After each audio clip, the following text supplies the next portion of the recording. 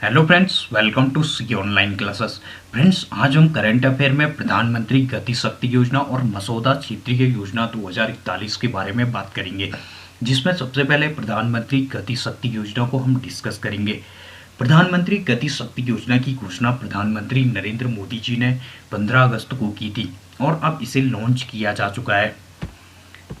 हाल ही में भारत सरकार ने लॉजिस्टिक लागत को कम करने के लिए समन्वित और बुनियादी अवसंरचना परियोजना के निष्पादन हेतु महत्वाकांक्षी गति शक्ति योजना या national master plan for multi modal connectivity plan launch किया है। इसके अलावा प्रधानमंत्री गति शक्ति योजना के उद्देश्यों की बात करें तो इसमें सबसे पहले जो जमीनी स्तर पे काम में देरी होती है तो उसमें तेजी लाना इसका एक उद्देश्य है। इसके साथ साथ लागत में कमी करना, रोजगार पैदा करना और आगामी जो 4 वर्षों में बुनियादी अवसंरचना परियोजनाएं हैं उन्हें एकीकृत करना इस योजना का उद्देश्य है। इसके साथ साथ कार्यान्वयन को सुनिश्चित करना भी इसका उद्देश्य है। इसके अलावा प्रधानमंत्री गति शक्ति योजना के तहत वर्ष 2019 में शुरू की गई 110 लाख करोड़ रुपए की राष्ट्रीय अवसंरचना परियोजना को भी इसमें समाहित किया जाएगा। और लॉजिस्टिक लागत में कटौती के अलावा इस योजना का उद्देश्य कार्गो हैंडलिंग क्षमता को बढ़ाना और व्यापार को बढ़ावा देने हेतु बंदरगाह पर टर्न अराउंड समय को कम करना है। इसके अलावा इसका लक्ष्य 11 औद्योगिक गलियारे और 2 नए रक्षा गलियारों का निर्माण करना है, जिसमें से एक तमिलनाडु और एक उत्तर प्रदेश में बनाया जाएगा। इसके साथ साथ सभी गांवों में 4G कनेक्टिविटी का विस्तार किया जाएगा और साथ ही गैस पाइपलाइन नेटवर्क में 17,000 किलोमीटर की क्षमता जोड़ने की योजना बनाई जा रही है।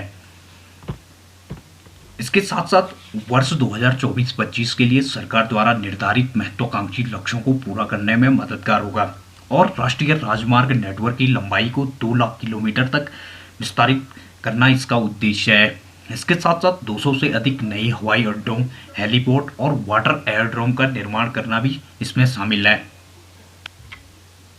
इसके अलावा प्रधानमंत्री गति शक्ति योजना में एकीकृत दृष्टिकोण देखने को मिला है, क्योंकि यह बुनियादी अवसंरचना से संबंधित 16 मंत्रालयों को एक साथ लाने पर जोर देता है और यह लंबे समय से चली आ रही समस्याएं जैसे कि असंबद्ध योजना, मानकीकरण की कमी, मंजूरी संबंधी चुनौती को दूर करेगा।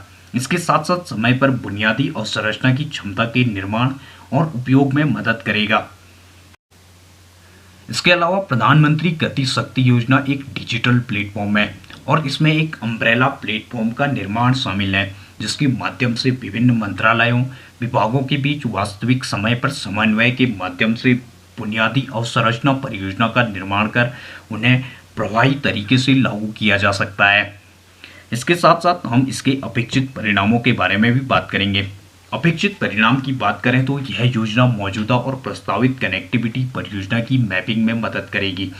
इसके साथ साथ इसके माध्यम से देश में विभिन्न क्षेत्रों और औद्योगिक केंद्रों को जोड़ने संबंधी योजना भी स्पष्ट हो सकेंगी।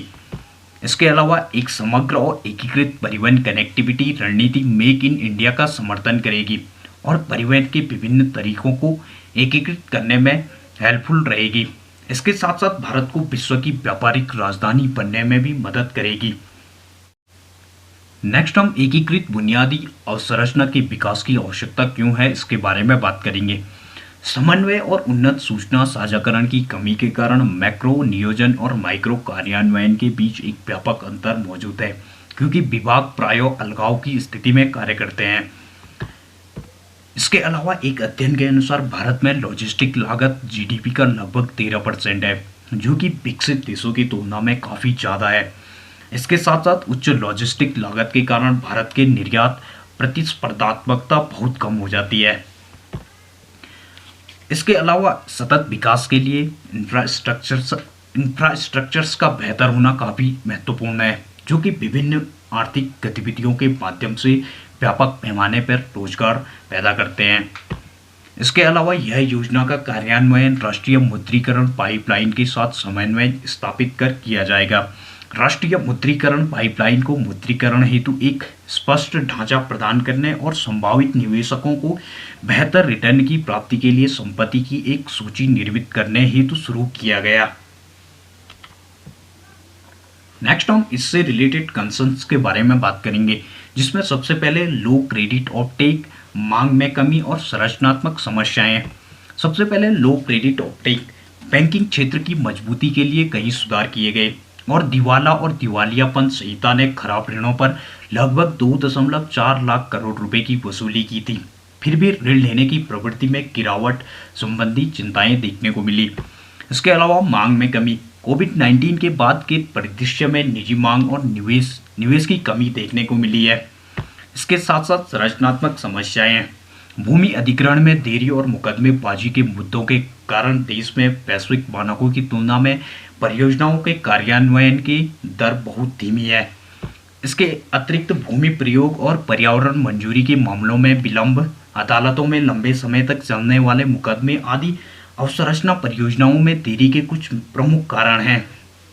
नेक्स्ट हम मसौदा क्षेत्रीय योजना 2041 के बारे में बात करेंगे। राष्ट्रीय राजधानी क्षेत्र योजना बोर्ड एनसीआरपीबी ने हाल ही में मसौदा क्षेत्रीय योजना 2041 को मंजूरी दी है, जिसके अनुसार राष्ट्रीय राजधानी क्षेत्र एनसीआर के विस्तार में कमी की संभावना है।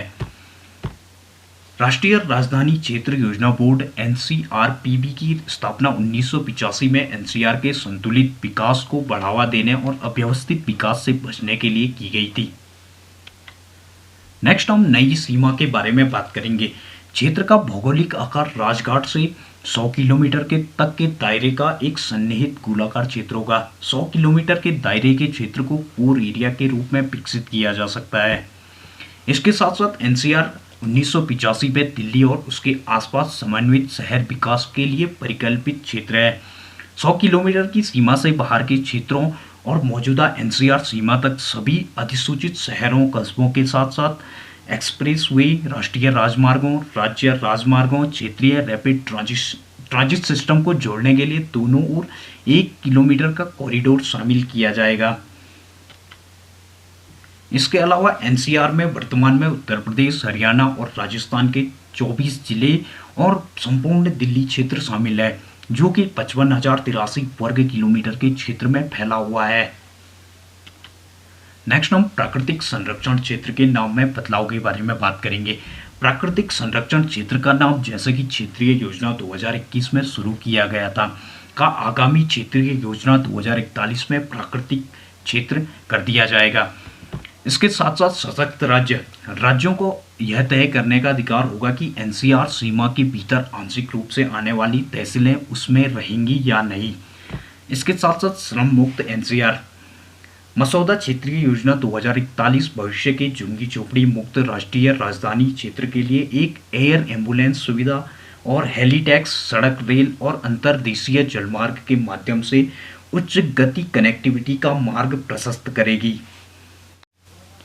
योजना में एनसीआर के निकटतम सीमा से दिल्ली तक 30 मिनट के मास ट्रांजिट रेल सिस्टम की व्यवहार्यता का विस्तार करने का प्रस्ताव है। इसके साथ साथ इसके लागू होने पर हरियाणा में पानीपत और उत्तर प्रदेश के मुजफ्फरनगर के कुछ हिस्सों को नए एनसीआर मानचित्र से हटा दिया जाएगा। इसका उद्देश्य एक कॉम्पैक्ट क्षेत्र का निर्माण करना है ताकि विकास की योजना बेहतर तरीके से बनाई जा सके। इससे ग्रामीण क्षेत्रों को लाभ होगा क्योंकि राज्य सरकार उनके विकास के लिए बेहतर तरीके से योजना बना सकेंगी। इसके अलावा इससे संबंधित मुद्दों के बारे में बात करेंगे। वर्तमान में एनसीआर का क्षेत्र लगभग 150 से 175 किलोमीटर तक फैला हुआ है, जो दिल्ली एनसीआर के कहीं दूर दराज वाले गांवों को कवर करता है। लेकिन क्षेत्रीय योजना 2041 के अनुसार इस क्षेत्र को 100 किलोमीटर तक सीमित कर दिया जाएगा। क्षेत्र में पानी, स्वच्छता और अन्य सुविधाएं जैसे बुनियादी सेवाओं की पहुंच का अभाव है। इसके साथ साथ अन्य मुद्दों में संपत्ति की वैधता, सक्रिय सड़कें, भीड़भाड़, वाणिज्य और आवासीय उपयोग को लेकर संघर्ष, पेयजल की गुणवत्ता और जल भराव आदि मुद्दे शामिल हैं।